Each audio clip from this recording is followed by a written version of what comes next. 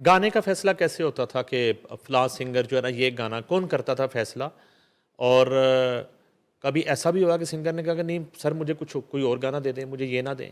ऐसा बहुत दफ़ा होता रहा और वो बाज़ चेंज करते थे फिर आप? बिल्कुल करते थे। हमने सिंगर को कभी भी फ़ोर्स नहीं किया? फ़ोर्स नहीं किया उसकी मतलब कि कोई गाना अ, एक स्टेज पर हम उसे मशवरा ज़रूर देते हैं कि ये गाना तुम्हारे वोकल टेक्सचर के साथ और तुम्हारी एबिलिटीज़ के साथ जाता है। देखिए, मैं तो इस फ़िलॉसफ़ी के बिल्कुल ख़िलाफ़ हूँ ज़ाती तौर पर। मैं एक मौसीकी के तालिब इल्म के नाते एक बात कह रहा हूँ कि कोई आदमी कहे कि जी हर तरह का गाना क्यों नहीं गाया? तो हर तरह का गाना तो आप मतलब मेहदी हसन साहब से अगर आप कव्वाली गवाएँगे, तो वो कैसे लगेंगे? ठीक है, मेहदी हसन साहब से आप व्हिटनी ह्यूस्टन का गाना कहेंगे गाने के लिए, तो वो कैसा लगेगा उनकी आवाज़ में? तो हर सिंगर एक फ्रेगरेंस होता है, अब उसकी अपनी खुशबू होती है, अपना एक अंदाज़ होता है और उसी से वो लेजेंड बनता है। जिसका अपना उसलूब नहीं है, अपना अंदाज़ नहीं है, अपनी उसकी सिंगिंग की एक अपनी पर्सनैलिटी नहीं है, तो वो कैसे लेजेंड होगा? नुसरत फ़तेह अली ख़ान किशोर कुमार की तरह तो नहीं गाते थे, वो तो नुसरत फ़तेह अली ख़ान की तरह ही गाते थे। इसी तरह मोहम्मद रफ़ी जो है, वो ग़ुलाम अली साहब की तरह तो नहीं गाते थे, वो तो मोहम्मद रफ़ी की तरह गाते थे। तो इसी तरह ग़ुलाम अली साहब जो हैं, वो मेहदी हसन साहब की तरह नहीं गाते, उनका अपना अंदाज़ है। तो हर सिंगर वही सुपरस्टार है, वही अच्छा सिंगर है मेरे नज़दीक, जिसकी अपनी एक शनाख्त हो, अपना एक टेक्सचर हो, अपनी एक चीज़ दुनिया को देकर जाए। मैंने हिरा कैसर में वो बात देखी। और यानी कि आप 5 जजेस में से 4 एक से वो जीती। मैं नाम नहीं पूछता वो एक कौन था या वो 4 कौन थे, लेकिन स्कोर यही था? एक्चुअली मैं आपको बताता हूँ, अक्सरियती बड़ी राय से? अक्सरियती राय से, ऑफ कोर्स अक्सरियत से ही होता है। नहीं, एक एक आध जज तो होगा ना जिसने को खिलाफ वोट दे दिया होगा। नहीं भाई, to be very honest with you, वो मेरी जुरिस्डिक्शन नहीं था।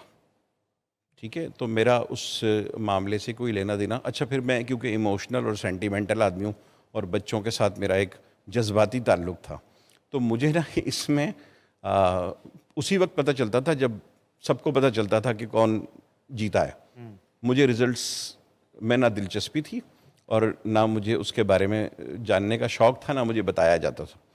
तो मैं क्योंकि उनको पता है कि यार ये आदमी जज्बाती है, अभी रो रहा होगा कोने में बैठ के कहीं, तो इसलिए मैं एंड में जो फ़ैसला आता था उससे बाज़ एक फ़ैसले से मैं मुतमईन भी नहीं हुआ इनिशियली।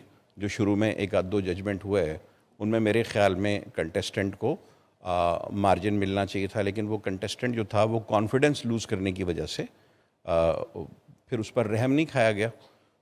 मेरा ये ख़्याल था कि ये बच्चा रिकॉर्डिंग पे जब चढ़ेगा तो ये किसी भी कंपोज़र का गाना गा लेगा।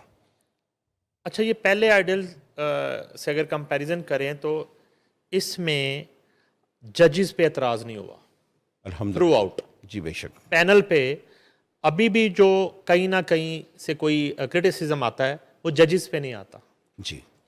जजेस की एबिलिटी पे नहीं आता। कहीं ना कहीं अच्छा, तनकीद करने वाले तो ये भी कर रहे हैं आजकल के वो 3 बच्चों की माँ हिरा कैसर को पाकिस्तान आइडल बना दिया। यानी कि आप चूँकि म्यूज़िक बड़ा पुराना कर रहे हैं, आपने बड़े बड़े लोगों के साथ काम किया है, म्यूज़िक का ताल्लुक बच्चों से भी होता है? यानी कि बच्चे किसी औरत के कितने हैं? वो एक मुझे वाक़या याद आता है, अगर इसी तरह मास्टर अब्दुल्ला बहुत बड़े मौसीकार, बल्कि कातिल मौसीकार, जी, बाकायदा। कातिल म्यूजिक डायरेक्शन में नहीं, कत्ल किया उन्होंने, बाकायदा। हाँ कत्ल भी किया, फिर बरी भी हुए, लेकिन म्यूजिक डायरेक्टर वो बहुत बड़े। बहुत बड़े। तो उन्होंने कहीं पूछा मलका तरन्नुम नूर जहाँ से कि आपके कितने बच्चे कितने हैं, जब वो उनका इंटरेक्शन हुआ शुरू में, तो मलका तरन्नुम नूर जहाँ ने बच्चों का तारुफ इस तरह करवाना शुरू किया कि अकबर मेरे पेट में था, तो मैंने जब ये गाना गाया उस वक्त अकबर मेरे पेट में था, फिर मैंने जब फलां गाना गाया तो हुमा मेरे पेट में थी।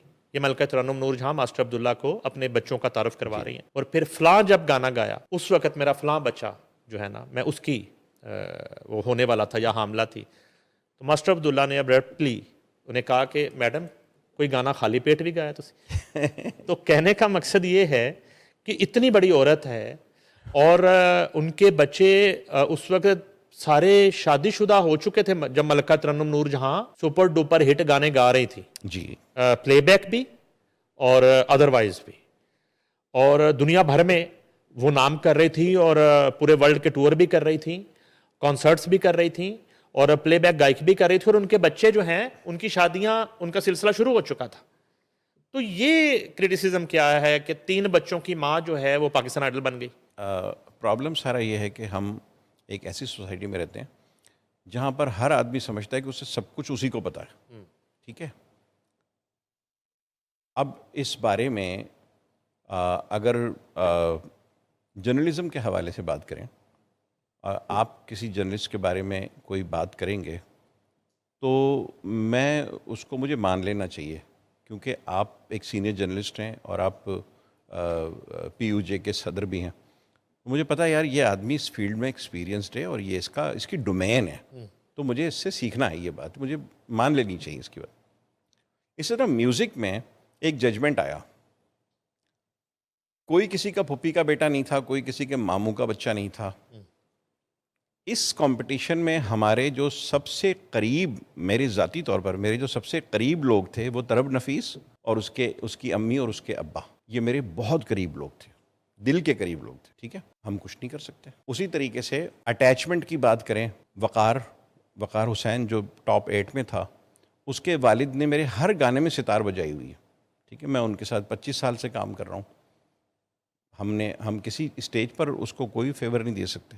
नहीं, बराह रास्त तो आपका ही ताल्लुक था जी। इस पूरे आइडल में, टैलेंट के साथ बराह रास्त जो जी। कनेक्शन था, जी बराह रास्त एक आपका मौसीकी का रिश्ता भी था जी और अदरवाइज भी ये आपके ताल्लुकात थे बनिस्बत हमारे जो बड़े खूबसूरत दोस्त हैं एग्जीक्यूटिव प्रोड्यूसर बदर इकराम की अगर मैं बात कर लूँ, मैं नदीम जे की बात कर लूँ, उसके बाद मैं इवन जजेस की बात कर लूँ, बराह रास्त इनके साथ डीलिंग, डायलिंग और ताल्लुक वो आपका था। तो गिला शिकवा भी फिर आपको आया होगा? आया कोई गिला शिकवा? नहीं, कोई गिला शिकवा नहीं, कौन नहीं आया किसी का? ये पता नहीं कौन लोग हैं जो इस तरह की कमेंट्स जो। अच्छा, इस बात को चलें ऐसे कर लेते हैं कि बाकी जो 7 लोग हैं जो आइडल नहीं बन सके, उन्होंने अप्रिशिएट किया इस फैसले को? सर वो जिसने किया फिर उसका नाम लेके बताएं, किस मौके पे, किस लम्हे, कब आपको फोन आया, आप रास्ते में थे, कहां थे, वहां बैठे आया, कोई मिला, आके फोन किया कि बेस्ट डिसीजन, उनके नाम तो बताएं फिर। मैं बताता हूँ आपको, रिकॉर्डिंग हो रही थी ना, जब जैसी रिजल्ट अनाउंस हुआ रिकॉर्डिंग में, सबसे ज्यादा खुशी तरब नफीस को हुई। अच्छा। और उसने इसको गले लगा के प्यार किया। बच्ची है 17-18 साल की बच्ची है वो, उसने इतना प्यार किया, इतनी हैप्पी हुई, कोई मैंने उसके चेहरे पे कर्ब, दुख, तकलीफ कोई फीलिंग नहीं देखी। और उसने मुझे कहा कि Tanvir uncle, I am very happy about Heeraba ji. और फेशियल एक्सप्रेशन तो हम पढ़ लेते ना, हम तो अब उम्र रसीदा हो रहे हैं, तो मतलब हमें तो पता चलता है कि चेहरा क्या कह रहा है। वो बच्ची बिल्कुल खुश थी 100% इस फैसले पे? इस फैसले पर। अच्छा, गुड। माहम ताहिर ने उसको सबसे पहले उसको चूमा, बड़ा स्ट्रांग वोट बैंक था उसका, माहम ताहिर का, और बड़ी फॉलोइंग है उसकी।